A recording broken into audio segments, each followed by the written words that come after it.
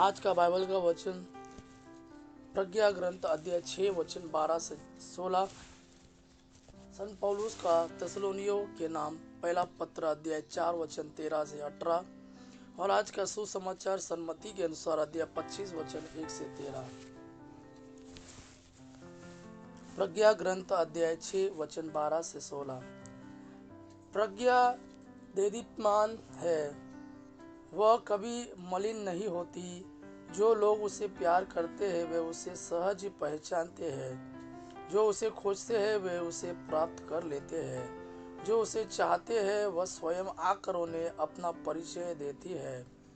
जो उसे खोजने के लिए बड़े सवेरे उठते हैं उन्हें परिश्रम नहीं करना पड़ेगा।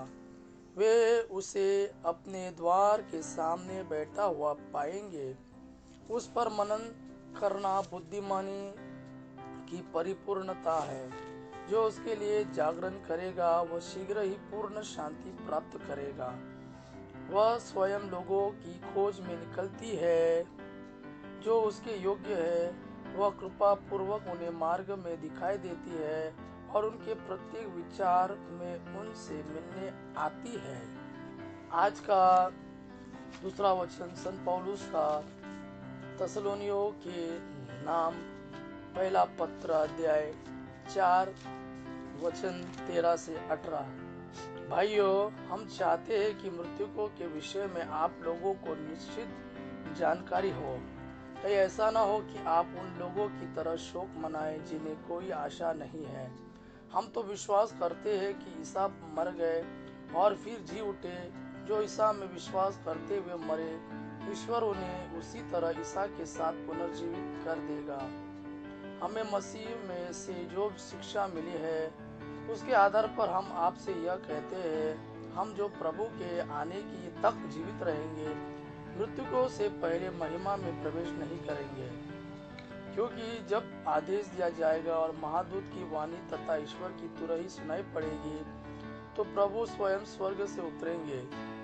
जो मसीह में विश्वास करते हुए मरे वे पहले जी उठेंगे। इसके बाद हम जो उस समय तक जीवित रहेंगे उनके साथ बादलों में आरोहित कर लिए जाएंगे और आकाश में प्रभु से मिलेंगे।